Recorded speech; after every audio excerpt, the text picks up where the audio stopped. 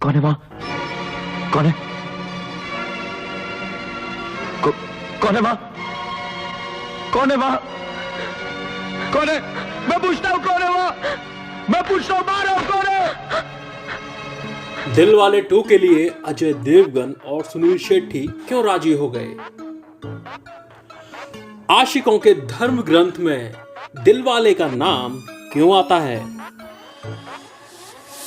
Critics ने सुनील शेट्टी को क्यों कहा नहीं आता एक्शन, चेहरे पर शून्य भाव क्यों होता है? सुनील शेट्टी को क्यों लगा जवान मैं रहा नहीं, बूढ़ा मैं दिखता नहीं? आशिकों के धर्म ग्रंथ को रिलीज हुए 26 बरस हो गए हैं। फिल्म दिलवाले। इस फिल्म में सुनील शेट्टी, अजय देवगन, रवीना टंडन और रिलीज डेट 4 फरवरी 1994। हिंदुस्तान में इश्क के कई मुकाम होते हैं, हर मुकाम की अपनी मुश्किलें, लेकिन बतेरे सिर्फ एक ही मुकाम तक पहुंच पाते हैं, दिल टूटने वाले। इनका प्रेम न शुरू होता है न परवाना चढ़ता है, बस दिल टूटता है। ये इश्क की पहली सीढ़ी ही दिल तोड़वाने वाली चढ़ते हैं। इतिहास ऐसे आशिकों से अटा पड़ा है जिन्होंने लड़की से बात तक नहीं की और उनका दिल टूट गया। कस्बों में तो लड़की की दुछत्ती देखकर ये कंसीडर कर लेते हैं ये दिल तोड़ देगी। एक तरफा इश्क के अपने सुख हैं, आप कहानियां अपने हिसाब से गढ़ सकते हैं। देश की जीडीपी थोड़ा और ऊंची जाती अगर इतने आशिक वन साइड लव के फेर में न पड़ते। दुर्भाग्य ये भी है कि लड़कियों को कभी पता ही नहीं चलता कौन बेचारा उनके लिए जीता था, जिसके लिए गा रहा है। ये आशिकों का एंथम है, उनका जिनका इश्क कभी स्पीड पकड़ ही नहीं पाया, उनका भी जिनका दिल टूटा, उनका भी जिनका इश्क नाकाम रहा और उनका भी जो फ्रेंड जोन हो गए। माउथ ऑर्गन की आवाज के बाद ओ हो बजे और आप ये न जान पाए कि गाना जीता था जिसके लिए, तो क्या मतलब आपका 20वीं सदी से 21वीं सदी का सफर जीते जी पूरे करने का? ये गाना समीर ने लिखा था, ये गाना बस वही लिख सकते थे। साल 1994 में दिलवाले फिल्म के लिए ये गाना लिखा गया। तो ये वक्त वो था जब हीरो माउथ ऑर्गन बजाना शुरू करता और पीछे से ढोलक गिटार की आवाज अपने आप आने लगती। ये वो वक्त था जब आशिकी में हीरो हाथ में गिटार लिए पूरा गाना निकाल देता था और पूरे गाने में गिटार की कहीं झिन्नी भी न समझ आए। ये 90 का सौंदर्य था, अराजकता का सौंदर्य था। इसी गाने का एक वर्जन और है जिसमें अजय देवगन पियानो बजा रहे होते हैं। बजाते तो पियानो बस हैं, लेकिन ढोलक, कीबोर्ड, ट्रम्पेट, गिटार और घड़ा मुफ्त के मोल बजते हैं। पूरे गाने में आपको घड़ा बजता सुनाई देता है। पूरे गाने में रवीना टंडन सुबकती हैं। इतिहास में कब कोई कभी कैसे यूं फ्रेंड जोन हुआ होगा जैसे सुनील शेट्टी हो गए। सुनील शेट्टी फ्रेंड जोन होने की सबसे पवित्र मूर्ति हैं। बाद में जिमी शेरगिल और मोहम्मद जिशान अयूब जैसे लौंडे और लपाड़ी इस राह पर कुर्बान हुए। इस फ्रेंड जोन होने का गुस्सा ही तो था जो सुनील धड़कन में दिखाते हैं। उनका कद छोटा करके न देखा जाए तो वो फ्रेंड जोन होकर उस मुकाम तक पहुंचते हैं जहां तक आशिक होकर तेरे नाम में राधे पहुंचे थे। इसका असर 26 साल बाद भी कम नहीं हुआ है। आज भी ये गाना पान की दुकान पर बजता है, ऑटो पर बजता है, लेकिन इससे इसकी महत्ता नकारी नहीं जा सकती। ये लिथरे हुए आशिकों के हर वर्ग का प्रतिनिधित्व करता है। अजय देवगन, जिन्होंने तब विमल गुटखा खाना शुरू भी नहीं किया था, वो प्रतीक है तमाम उन आशिकों के जिनकी कश्ती कम पानी में डूबी। सुनील शेट्टी की बात की जा चुकी है, रवीना टंडन उनका प्रतिनिधित्व करती हैं। जो इश्क में नाकाम रहे, ये गाना आशिकों का एंथम ऐसे ही बना रहा। समीर ये गाना लिखते हुए आशिक का कोना कोना छू गए।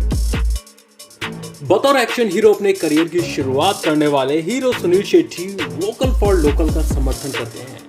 आत्मनिर्भर भारत की मुहिम को आगे बढ़ाने के संबंध में वो बात करते हुए कहते हैं कि उनका मानना है कि हम अच्छे ब्रांड बन सकते हैं और हमारे अंदर वो काबिलियत है कि हम मल्टीनेशनल ब्रांड्स को टक्कर दे सकते हैं। उन्होंने आगे कहा कि हमारे यहाँ पर कई लोग इंपोर्टेड ब्रांड्स में विश्वास रखते हैं, लेकिन जब मैंने एक लोकल ब्रांड को परखा तो ये मुझे काफ़ी पसंद आया। तभी मैंने फैसला किया था कि इस लोकल ब्रांड को बड़े स्तर पर गो वोकल फॉर लोकल सोच के साथ आगे बढ़ना है और मैंने इसे कम कीमत में अच्छी सेहत बनाने के लिए उपलब्ध करने का एक चैलेंज किया है। मुझे पूरा विश्वास है कि हमारा ये प्रयास सफल होगा और देसी और अच्छे प्रोडक्ट्स कम कीमत में देश के लोगों के लिए उपलब्ध होंगे। सुनील शेट्टी ने इसके अलावा अपने करियर के बारे में बात करते हुए कहा कि मैं नए डायरेक्टर्स के साथ काम कर चुका हूँ। मेरी कोई फिल्म जब हिट हुई तो मैंने ये कभी नहीं सोचा कि मैं अब दोबारा इसी डायरेक्टर के साथ काम करूँगा या फिल्म करूँगा। मैं कभी बाकी लोगों की तरह अपनी हिट फिल्म के लिए छत पर चढ़कर नहीं चिल्लाया कि देखो मेरी फिल्म हिट हो गई। उन्होंने आगे कहा कि सिर्फ मैं ही नहीं, अक्षय कुमार खुद इतना बड़ा उदाहरण है कि बिना इन सब चीज़ों में उलझे उन्होंने कितना अच्छा अपना फिल्मी कैरियर तराशा है और सफल हुए। हाँ, कई बार क्रिटिक्स ने मुझे लकड़ी का चेहरा कहा और कहा कि मुझे एक्शन नहीं आता, मेरे चेहरे पर कोई एक्सप्रेशन नहीं आते, लेकिन मैंने इन बातों पर कभी ध्यान नहीं दिया और धड़कन जैसी फिल्मों के जरिए अपने काम से उन्हें जवाब दिया।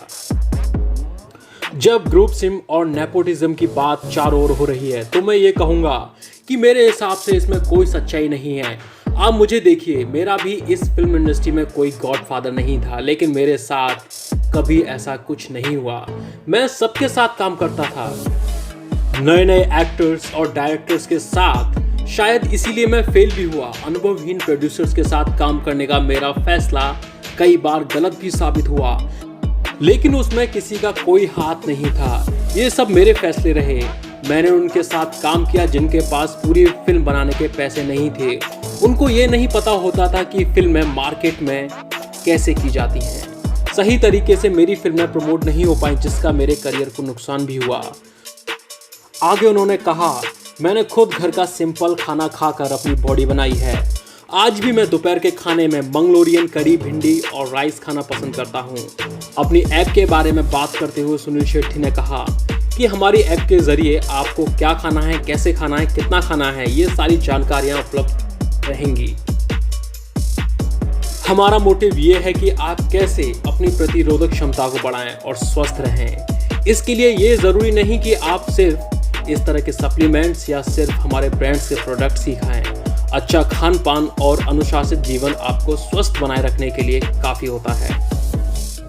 अन्ना यानी कि सुनील शेट्टी पिछले कुछ समय से भले ही फिल्मों से दूर हों, लेकिन वो अब भी फैंस के बीच काफ़ी लोकप्रिय बने हुए हैं। इसका कारण है कि उनकी फिटनेस के प्रति पैशन और special fan following. Sunil Shetty अब 58 साल के हो चुके हैं और उनकी बेटी आथ्या शेट्टी बॉलीवुड में डेब्यू कर चुकी हैं। वहीं बेटे आहान शेट्टी भी बॉलीवुड के डेब्यू की तैयारी में लगे हुए हैं। हालांकि सुनील शेट्टी भी कई प्रोजेक्ट्स को लेकर व्यस्त हैं।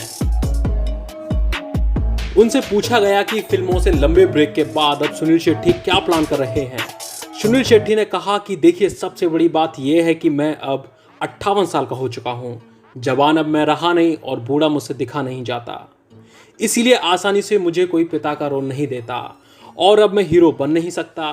तो इस उम्र में आकर फिल्मों में सही किरदार का चयन करना मेरे लिए काफी कठिन है, लेकिन मैं कई सारे प्रोजेक्ट्स पर काम कर रहा हूं। कई साउथ की फिल्में हैं और हिंदी फिल्में भी हैं। इसके अलावा मैं कुछ वेब सीरीज पर भी काम कर रहा हूं। बस यही मेरा प्लान है, देखते हैं ये कितना सफल होता है। तो दोस्तों, लौट कर चलते हैं इस फिल्म की कहानी पर, यानी कि दिलवाले 2 की। दिलवाले 2 के लिए अजय देवगन को कोई रियल इंसिडेंट या रियल कहानी मिल चुकी है और अब वो इस फिल्म को खुद प्रोड्यूस करेंगे और इसमें उनका साथ देंगे अन्ना यानी कि सुनील शेट्टी। ये भी कयास लगाए जा रहे हैं कि सुनील शेट्टी के बेटे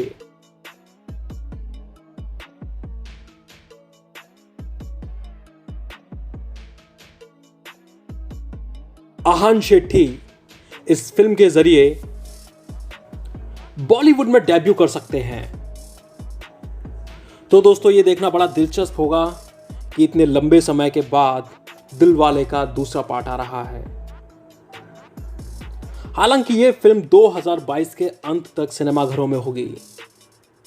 तो दोस्तों, क्या आप इस फिल्म के लिए एक्साइटेड हैं? क्या इस फिल्म का दूसरा पार्ट बनना चाहिए? आपको क्या लगता है और आपकी क्या राय है? आप हमें कमेंट बॉक्स में कमेंट करके ज़रूर बताएं। लाइक और शेयर करना बिल्कुल ना भूलें।